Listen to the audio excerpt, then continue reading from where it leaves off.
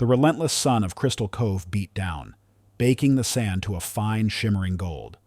Laughter, light and carefree, drifted on the salty breeze. The innocent joy of 10-year-old Maya and 7-year-old Caleb as they meticulously crafted a sandcastle kingdom, complete with elaborate moats and towering turrets. Nearby, Sarah, David's wife, read contentedly under the shade of a vibrant, striped umbrella, the gentle rustle of pages, a peaceful counterpoint to the distant crash of waves. For David, a dedicated and principled FBI agent, these rare family vacations were a cherished escape, moments stolen from a life defined by vigilance and unspoken sacrifice. Yet, even amidst this idyllic scene, a quiet weight persisted, an almost imperceptible tension beneath his relaxed posture. It was the constant hum of alertness, ingrained from years of navigating a world where his identity as a black man often intersected, sometimes uncomfortably, with his profession. He was meticulously organized, even here, ensuring every detail of their trip was perfect, a silent promise to his family of the peace they deserved.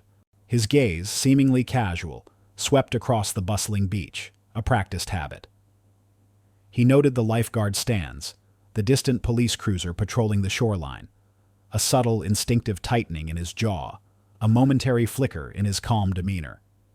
This quiet vigilance was a constant companion, a memento from countless undercover operations, like the faint, almost imperceptible scar near his temple. Suddenly, a shift in the playful chaos.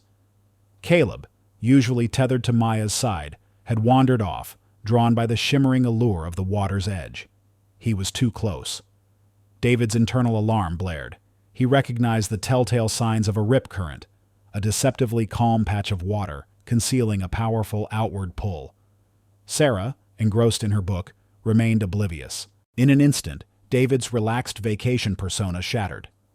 With lightning reflexes, he launched himself from his beach chair. He sprinted across the hot sand, a blur of motion, his powerful strides eating up the distance to the water. "Caleb!" he yelled, his voice cutting through the beach chatter, laced with an urgency that startled nearby sunbathers.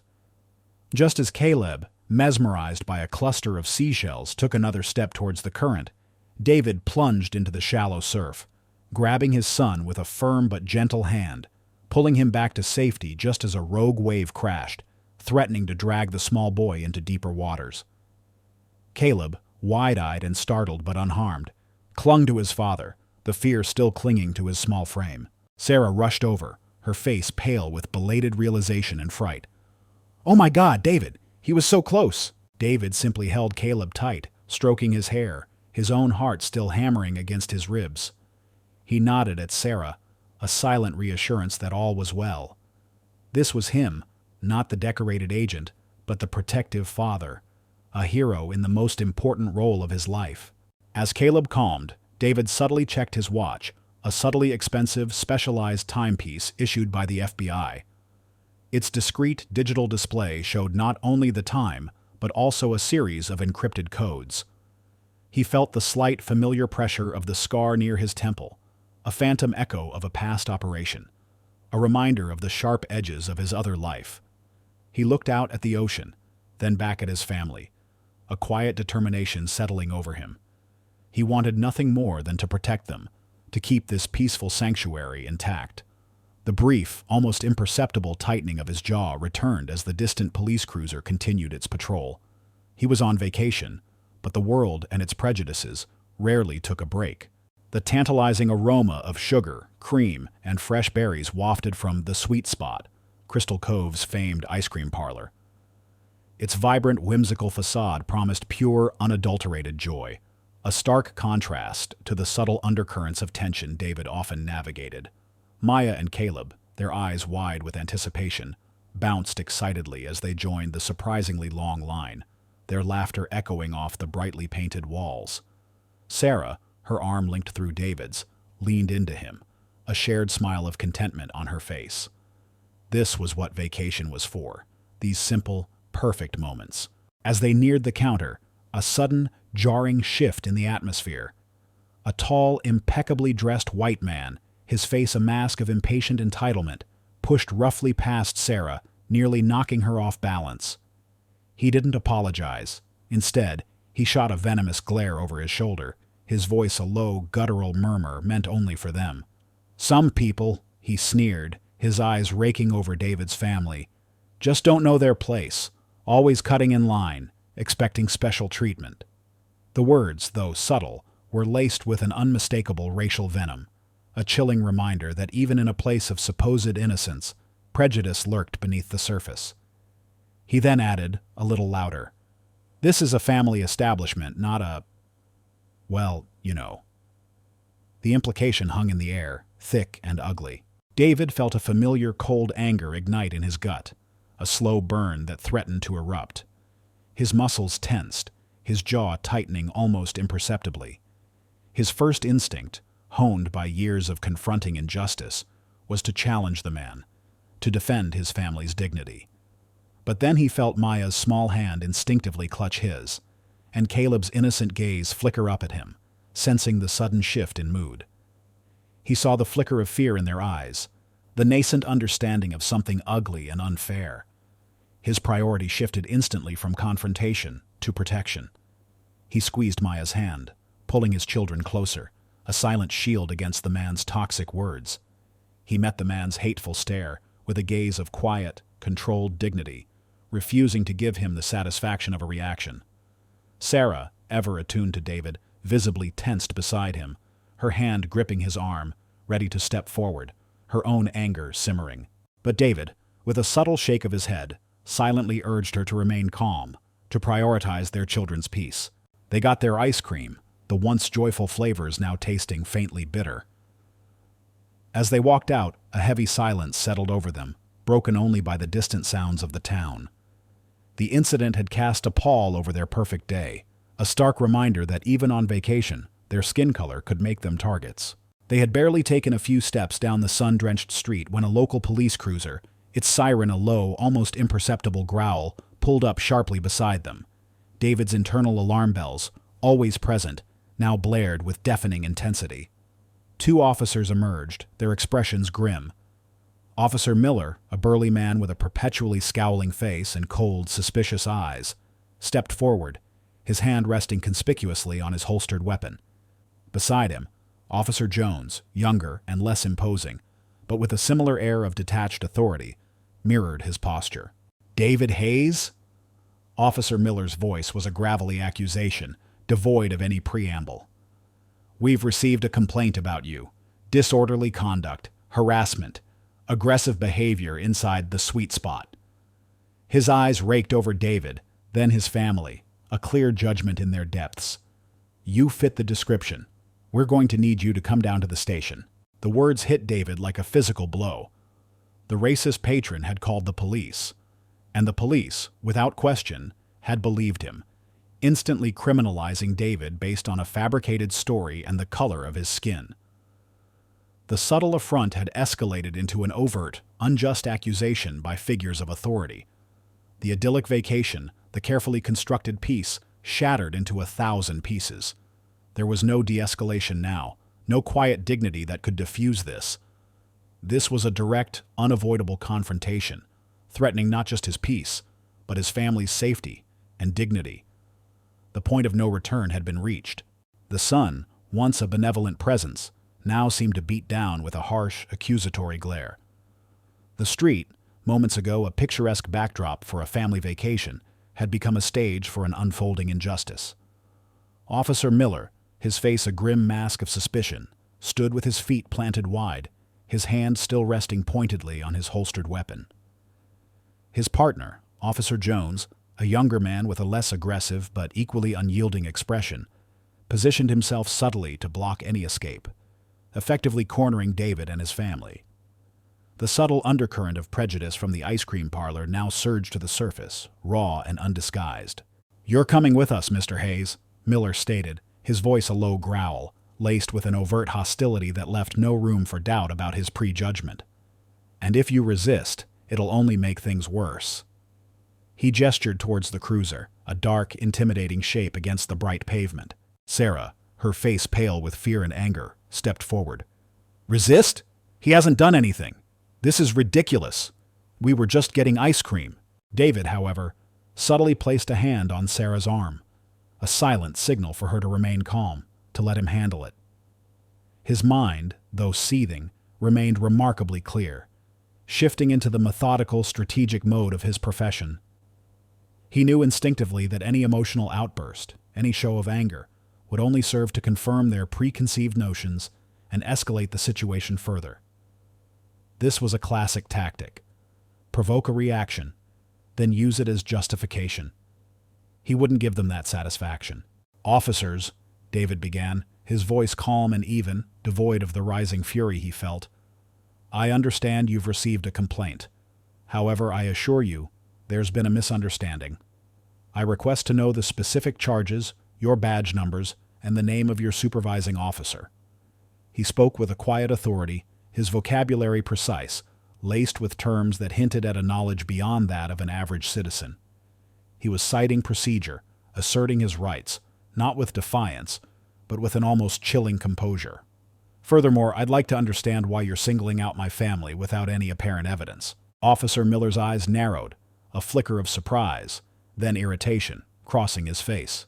He clearly wasn't used to such articulate, legally informed responses from someone he had already judged. "Listen, buddy, we don't need to explain squat to you. You were causing a disturbance. That's enough for us." His voice grew sharper, more aggressive. "Badge numbers? Who do you think you are, a lawyer?" David met his gaze, unflinching. "I am a law-abiding citizen on vacation with my family, and I am aware of my rights, and yours. I am simply requesting standard protocol." He didn't raise his voice, but there was an unyielding firmness in his tone, a quiet power that unnerved Miller. He wasn't explicitly stating his FBI affiliation, not yet. To do so prematurely could compromise ongoing operations, and worse, put his family in greater immediate danger if these officers were truly rogue. But his demeanor, his choice of words, his steady gaze, all spoke of someone who knew the intricacies of law enforcement from the inside. Unbeknownst to the officers, a pair of eyes watched from across the street. Liam, a young, idealistic law student on his summer break, had been enjoying a coffee at an outdoor cafe.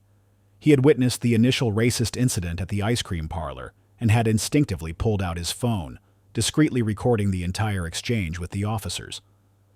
His hands trembled slightly, but he kept the camera steady, capturing Officer Miller's aggressive posture, his accusatory tone, and David's remarkably calm, yet firm, resistance. Liam, aspiring to work in civil rights, recognized the blatant injustice unfolding before him. He was the unintended helper, a quiet witness whose presence would soon become pivotal. Miller, feeling his authority challenged, his prejudiced assumptions undermined by David's composure, snapped, "All right, that's it. You're resisting arrest."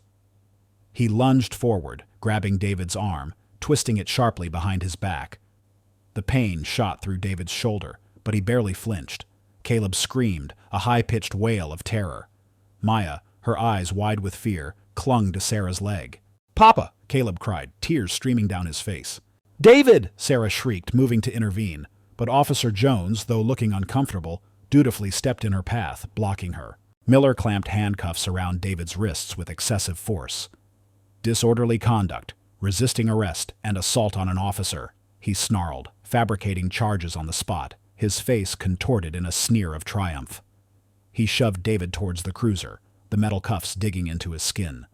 The children's terrified sobs echoed in the air as their father, a beacon of strength, was forcibly separated from them, led away under the guise of law, but by the true hand of injustice. The vacation, the peace, the normalcy, all shattered. The local police station in Crystal Cove was a stark, almost suffocating contrast to the polished, high-tech facilities David was accustomed to.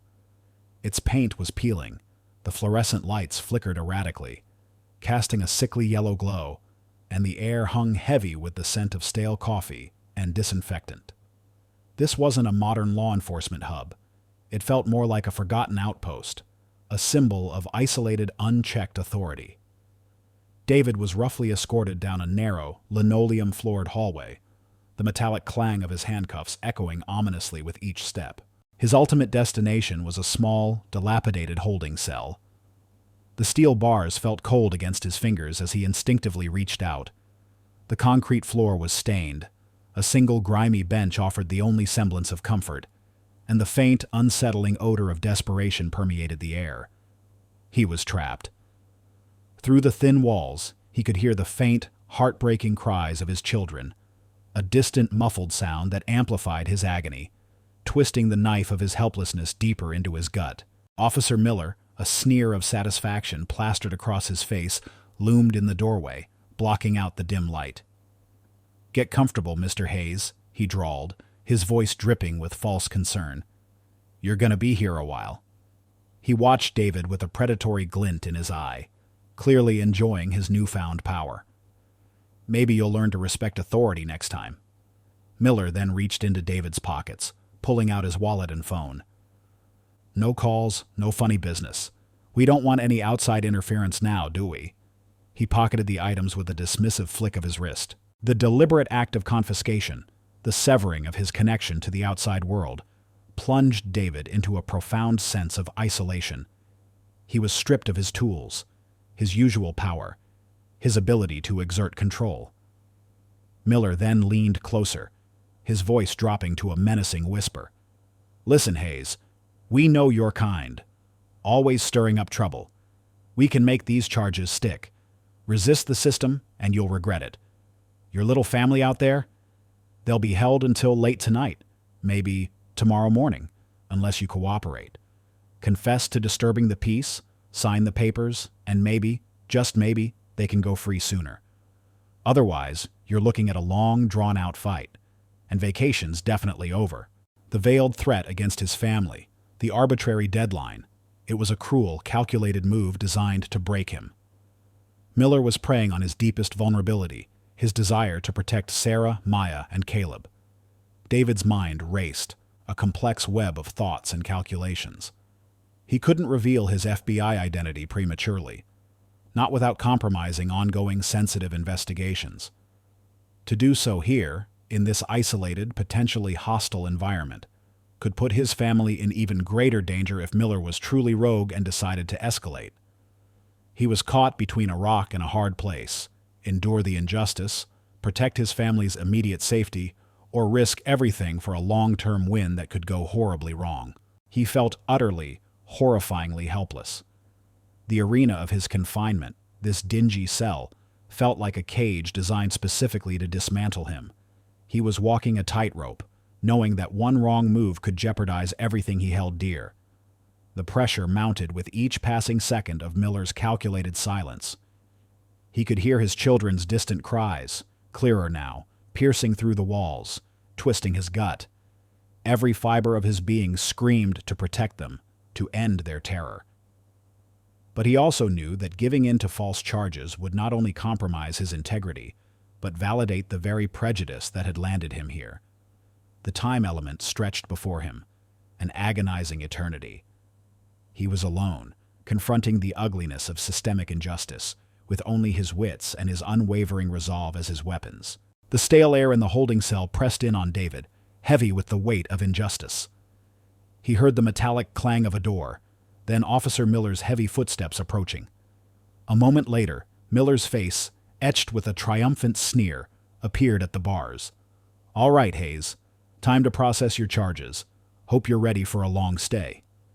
He unlocked the cell door with a loud clatter, ushering David out to a small, cluttered desk. Miller pulled out a stack of forms, his movements deliberately slow and condescending.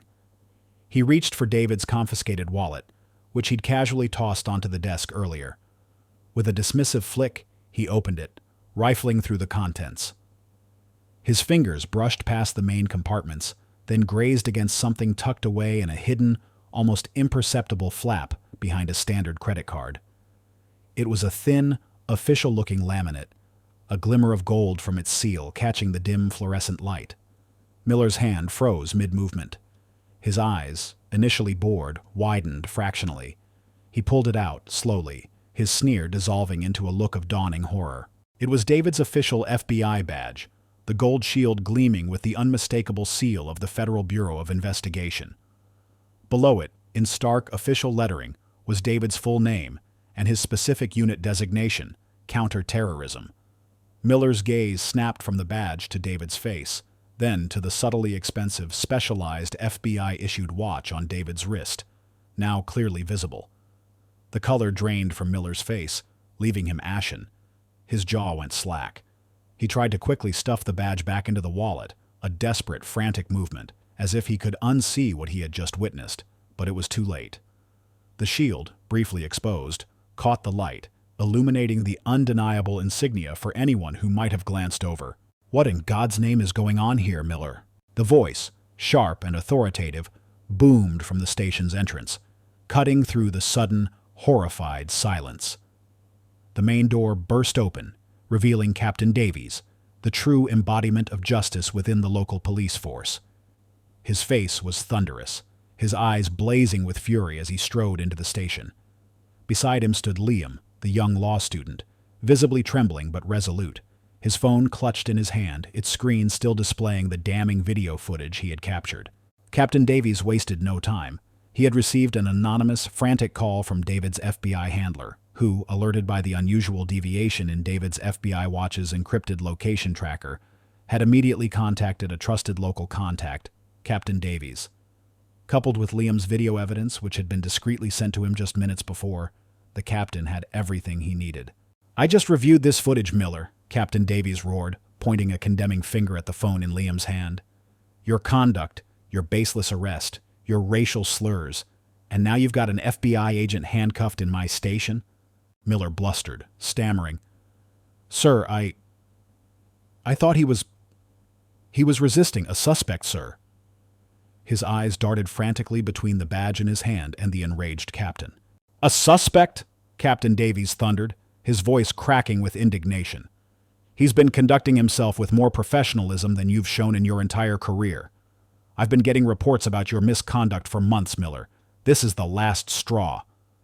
Just then, the outer door of the station creaked open again. Sarah entered, her face streaked with tears, Maya and Caleb clinging to her legs, their eyes wide and terrified. They had been brought to the station by Officer Jones, who, looking increasingly uncomfortable, had decided to bring them inside rather than leave them stranded. Their arrival coincided precisely with Miller's public humiliation. Sarah's eyes, red-rimmed and filled with despair, locked onto David's handcuffed wrists, then to the gold shield now clutched in Miller's trembling hand.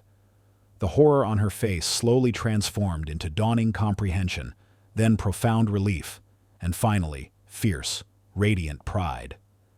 Maya and Caleb, initially clinging to their mother in fear, now watched their father with wide-eyed awe, seeing not just their dad, but a figure of quiet, powerful authority. The tables dramatically turned. "Release Agent Hayes immediately, Miller," Captain Davies commanded, his voice echoing through the stunned silence. He turned to David, his expression shifting to one of deep apology. "Agent Hayes, I am profoundly sorry for this egregious misconduct. This officer does not represent the values of this department. You and your family are free to go." He then turned to Miller, his voice like steel. "Officer Miller, you are under arrest for abuse of power, false arrest, and racial discrimination. You're fired." He signaled to two other officers who had quietly entered, and they moved swiftly to apprehend a stunned and defeated Miller. The metallic click of David's handcuffs unlocking was the sweetest sound he had ever heard. Sarah rushed into his arms, tears of relief and joy now streaming down her face.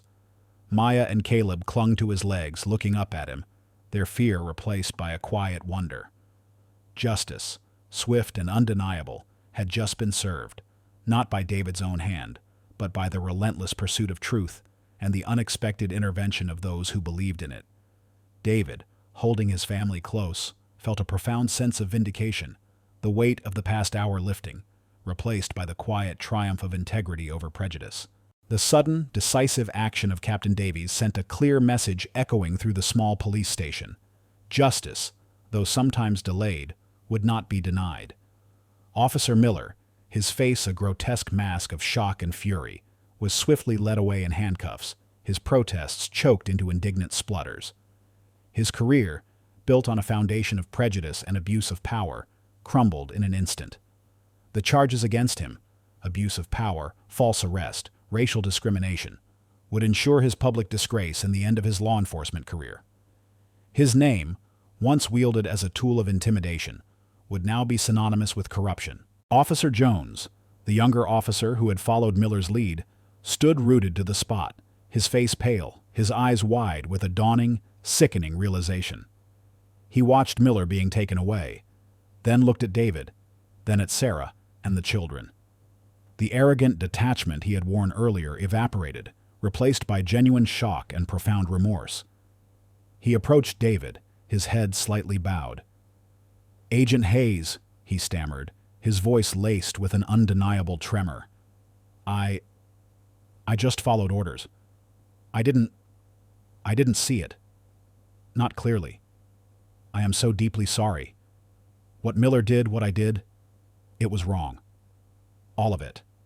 The apology was raw, unpolished, and intensely sincere. David, ever the keen observer of human nature, saw the genuine regret in his eyes. He knew systemic change often began with individual awakening. Officer Jones would not be fired, but he would be rigorously investigated. He would dedicate himself to anti-bias training, reaching out to community leaders, and working tirelessly to mend the broken trust he had helped to shatter.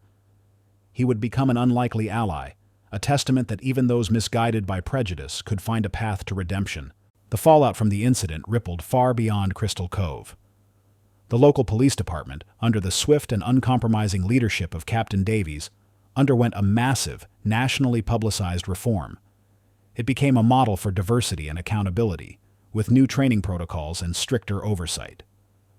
David, recognized for his composure and integrity under duress, was asked to serve as a consultant for their new anti-bias and community relations programs. His expertise from the FBI, combined with his deeply personal experience, made him an invaluable voice in fostering true, meaningful change.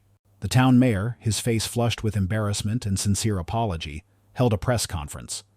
He issued a heartfelt public apology to David and his family for the egregious injustice they had suffered. As a gesture of restitution, their ruined vacation was fully compensated, and the town pledged to foster a more inclusive and welcoming environment for all visitors. David's quiet bravery was celebrated not just within the hushed halls of the FBI, where he received commendations for his composure and for exposing corruption, but also nationally, becoming a silent symbol of resilience against racial injustice. Later that evening, far from the flashing lights and the lingering tension of the police station, David and Sarah sat quietly on their hotel balcony, the gentle murmur of the ocean a soothing balm. Maya and Caleb were finally asleep, exhausted but safe. "That was something," Sarah whispered, leaning her head on David's shoulder. "I was so scared, David. So scared." David squeezed her hand. "I know, love. I was too. More than I let on." He sighed, a deep, weary breath. "It's never easy. But it's moments like these, seeing the prejudice laid bare, that remind me why I do what I do. It's not just about catching criminals. It's about fighting for justice, for dignity, for our kids to live in a world where they aren't judged just by their skin." Sarah looked up at him, her eyes filled with profound pride. "You handled it with such grace, David, such strength. You're truly amazing." David managed a small smile. "We're amazing, Sarah. All of us." This was a painful reminder that the fight for justice is never truly over. But it also reaffirmed my commitment, my belief in the good, even when it's buried under so much ugliness. He looked out at the dark, serene ocean, the waves rolling in with a timeless rhythm. The storm had passed, leaving behind a hard-won peace and a renewed purpose. The rhythmic crash of waves against the pristine sands of a secluded Caribbean beach provided a soothing soundtrack to the vibrant laughter echoing from the shore. David, now a decorated FBI special agent in charge, watched with a serene smile as Maya, taller and more confident, taught Caleb, still brimming with boundless energy, how to skim stones across the gentle surf. Sarah, radiant and relaxed, built an elaborate drip castle nearby, occasionally glancing up to meet David's gaze, a silent testament to their shared peace. This was more than just a vacation. It was a testament to their resilience, to the new, brighter chapter of their lives. David, now thriving both professionally and personally, carried himself with an even deeper sense of purpose, his strength quiet but undeniable. His promotion within the FBI had elevated him to a leadership role in the Bureau's newly expanded Diversity and Community Relations Division. He leveraged his unique blend of law enforcement expertise and personal experience to bridge divides, spearheading initiatives that fostered trust between law enforcement and marginalized communities nationwide. His story, once a painful incident, had become a powerful tool for change. David now actively lectured at police academies across the country, his calm demeanor and clear message resonating deeply with cadets and seasoned officers alike. He used his personal experience in Crystal Cove as a vivid case study in implicit bias, the dangers of unchecked power, and the profound importance of accountability. He emphasized that true policing was about protecting and serving all citizens, not just some. Sarah, alongside him, had become a vocal advocate. Together, they established the Hayes Family Foundation, a nonprofit dedicated to providing legal aid and support for victims of police misconduct, ensuring that others, particularly those with fewer resources, had access to justice and a voice. Their work was quiet, determined, and profoundly impactful, embodying the principle of paying it forward from their own traumatic experience. One crisp autumn afternoon, back at their home, David sat on the porch swing, the familiar scent of wood smoke drifting from a neighbor's chimney. Caleb, ever curious, sat beside him, fumbling with a length of rope. "Dad," he asked, "how do you make a knot that won't ever come undone, even if you pull really hard?" David smiled, a genuine warm smile that reached his eyes. He took the rope, his strong, capable fingers expertly demonstrating a complex, unbreakable knot, a bowline, perhaps, or a sheet bend. "It's all about how you weave the strands together, son," he explained softly, guiding Caleb's smaller fingers.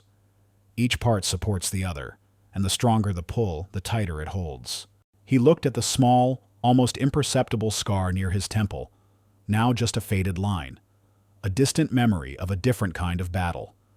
He then glanced at his FBI-issued watch, its subtle gleam no longer a symbol of vigilance against hidden threats, but a reminder of his commitment to justice, to building something stronger. His gaze then drifted to his son, his family, playing just beyond. He knew the fight for true equality was long, a marathon, not a sprint. But he was a powerful force for change, leading by example, weaving the complex strands of justice, empathy, and accountability into a stronger, more equitable future, one lesson, one action, one knot at a time. His quiet determination, forged through fire, shone brightly, illuminating a path for generations to come. If this story stirred your heart, if it reminds you that courage can alter destinies and that light always finds a path even in the deepest darkness, please leave a comment. Share this story with those who need inspiration. Like, subscribe, and hit the bell to never miss our upcoming stories.